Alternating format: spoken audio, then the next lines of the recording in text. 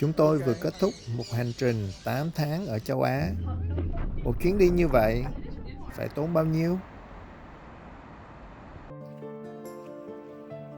Trong videogram 1 chúng tôi có chiếu cái lịch trình của chuyến đi. Nhưng trên đường đi, kế hoạch cũng phải thay đổi một chút. Chúng tôi tính ở Philippines 1 tháng, nhưng Cebu bị động đất nên phải bay thẳng từ Manila qua Bangkok. Rồi đáng lẽ là phải ở Thái Lan tới 50 ngày, nhưng anh phải mổ đột xuất nên hủy hết mấy đảo ở đó để bay gấp về Sài Gòn. Và chúng tôi kết thúc chuyến đi 8 tháng bằng một chuyến cruise 25 ngày từ Brisbane về Seattle.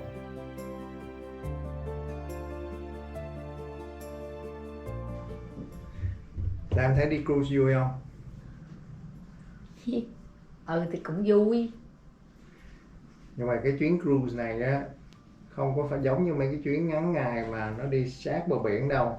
Nó đi vượt đại dương, thành ra là nhiều lúc cũng sóng cũng dữ lắm. Nè, coi cái khúc này nè.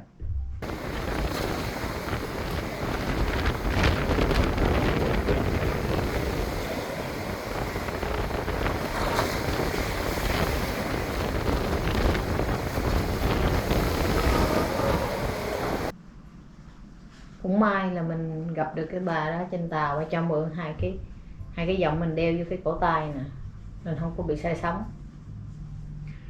Thì anh thấy hiệu nghiệm quá nên là lúc về đó là anh đặt trên Amazon liền. Nên là bây giờ là mình sẵn sàng để đi chuyến kế tiếp rồi đấy. Phải không? Đấy thì làm vài tháng kiếm tiền mới mua vé được chứ. Thì bây giờ trước khi anh chia sẻ về chi phí của cái chuyến đi này đó, thì để mình nói thêm về vài điều mà nhiều người thắc mắc. Nhiều người thắc mắc là người ta đi có 2 tuần nghỉ mà người ta về người ta mệt, mình đi 8 tháng nó mệt không? Nếu mà đi 2 tuần theo cái kiểu mọi người đi ráng coi chỗ này chỗ kia chứ, nhất là đi theo tour đó, nó dồn dập lắm là đương nhiên là phải mệt. Còn mình á, là mình đến đó là mình ở 1 tháng chỗ đó, mình ra chợ, mình mua đồ ăn về mình nấu như dân địa phương vậy đó. Mình muốn hứng lên mình ra biển, hứng lên thì mình xách xe mình đi chỗ này chỗ kia, hứng lên thì mình đi dạo. Nên là không phải là mình đi chơi mà là mình đi sống.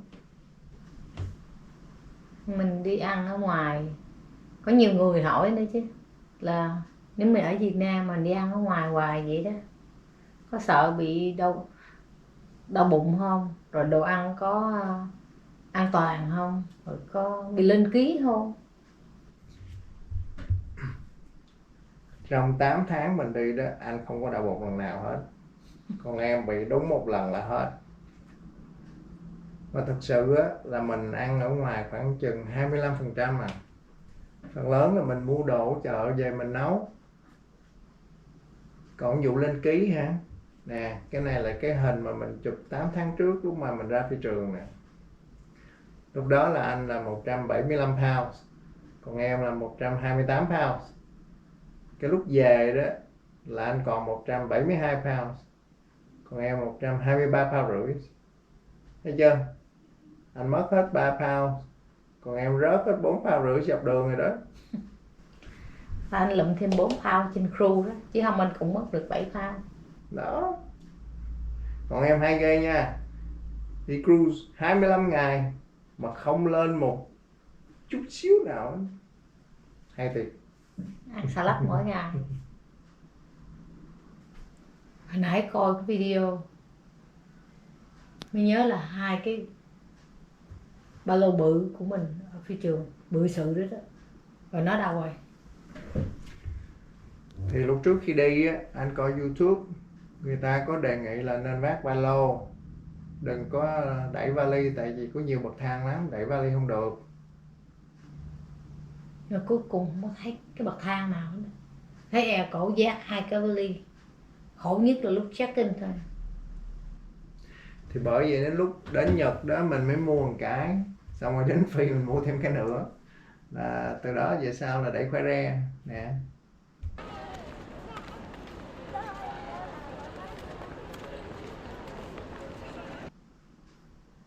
Nhưng mà nhờ đẩy vậy á nên là mình mới có sức dẻo dai để mình chơi thể thao trên tàu đây. Ừ. Em có biết là tổng cộng trong 8 tháng mình đi đường máy bay, đường thủy, đường xe đò tổng cộng là bao nhiêu? Cho thử số ha. 1.234 cây số.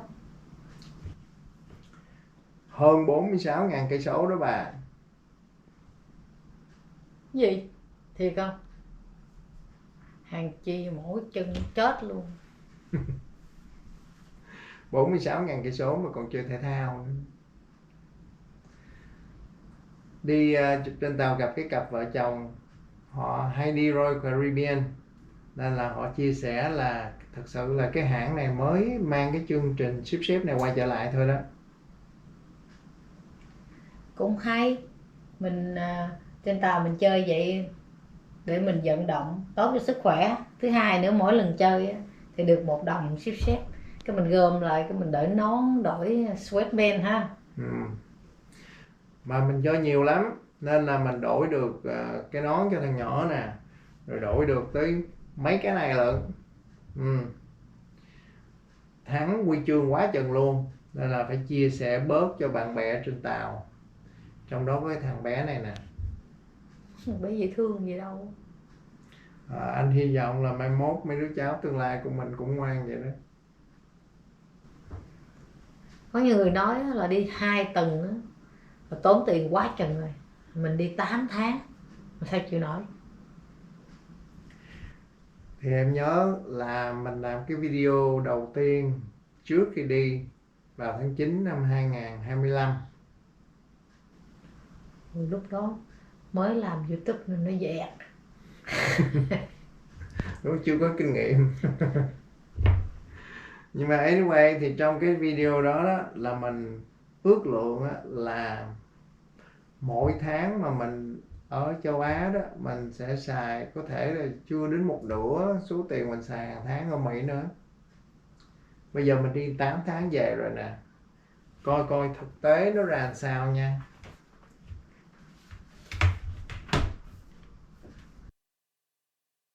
Đáng lẽ mỗi nơi ở khoảng 1 tháng, nhưng vì hoàn cảnh bắt buộc phải thay đổi kế hoạch, thành ra là ở Sài Gòn tới 93 ngày, nhiều hơn dự định rất nhiều. Thì ở đây có 2 hàng chi phí vận chuyển. Hàng này á là tiền đi lại trong thành phố, xe buýt, Grab, tàu điện này kia. Còn cái hàng trên này đó là tiền di chuyển giữa các thành phố. Tổng chi phí máy bay và xe đò giữa các thành phố là 4.579 đô. Nên là tôi lấy con số này chia đều cho 241 ngày. Rồi nhân theo số ngày ở từng nơi. Ví dụ ở Tokyo là 5 ngày, thì phần chi phí vận chuyển của Tokyo là 95 đô. Rồi cái phần kế tiếp này là tiền ăn, tiền mướn phòng, và chi phí sinh hoạt. Chi phí sinh hoạt là như là thí dụ như là chà răng, khám mắt, xà bông, vân vân. Còn cái phần giải trí này á, là giống như là tiền đi tour hay là tiền đi đám cưới chẳng hạn. Còn những cái khoản tính theo tháng như là tiền điện thoại với tiền phát trực tiếp á, trực tuyến á, là mỗi tháng đều đặn là 220 đô. Nhưng mà phải chia ra theo ngày, xong rồi nhân theo số ngày từng thành phố. Thì 5 ngày là có nghĩa là 1/6 của 30, nên là nó chỉ là 37 đồng thôi. Còn cái tiền bảo hiểm hàng tháng á, là cũng vậy, lấy 300 đô mỗi tháng chia ra theo ngày. Làm tương tự cho tất cả các thành phố rồi cộng lại. Thì tổng cộng cho tất cả các khoản á, là 22.400 đô. Nhưng có một khoản mình không tính được là chi phí mổ của anh hết ngàn. Bởi vậy nên là tổng cộng á, trở thành là 23.400 đô. Và 10% của con số này á, là khoảng chừng 2.340 đô.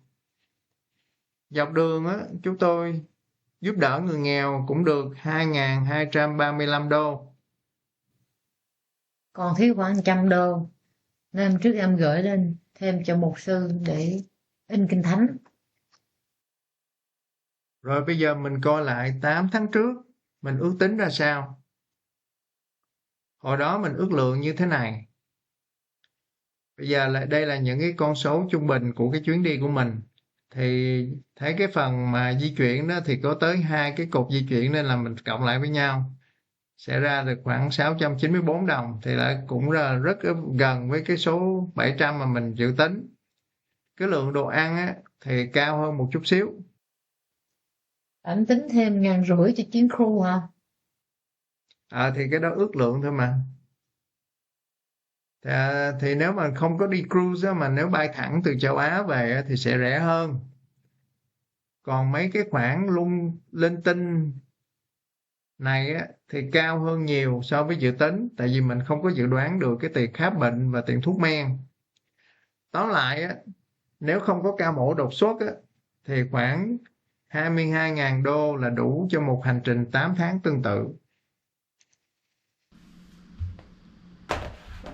Đó, bây giờ là mình biết chi phí của chuyến đi rồi đó.